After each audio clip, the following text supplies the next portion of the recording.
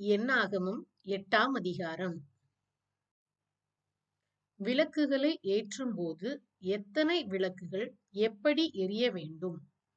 7 விளக்குகள் விளக்கு தண்டிற்கு நேரே எரிய வேண்டும்.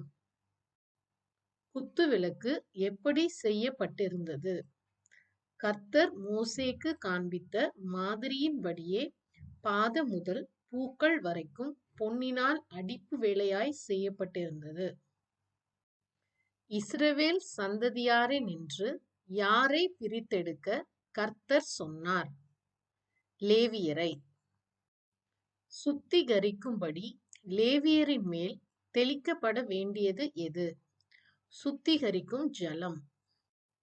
ஆரோன் லேவியரை கர்த்தருக்கு முன்பாக என்ன காணிக்கையாக நிறுத்த வேண்டும்? அசைவாட்டப்படும் காணிக்கையாக. டேஷ் என்னுடையவர்களாய் இருப்பார்கள். லேவியர். எந்த நாளில் இஸ்ரவேல் புத்திரரில் முதற் பேரானதை எல்லாம் தமக்கென்று பரிசுத்தப்படுத்தினார்? எகிப்து தேசத்திலே முதற் பேரான யாவையும் சங்கரித்த நாளில். எதற்கு பதிலாக எதை கர்த்தர் எடுத்துக்கொண்டார்? இஸ்ரவேல் புத்திரரில் உள்ள முதற்பேறு சகலத்திற்கும் பதிலாக லேவியரை கர்த்தர் எடுத்துக்கொண்டார். 25 வயதிற்கு மேற்பட்ட லேவியர் யாவரும் எங்கு சேவிக்க வேண்டும்?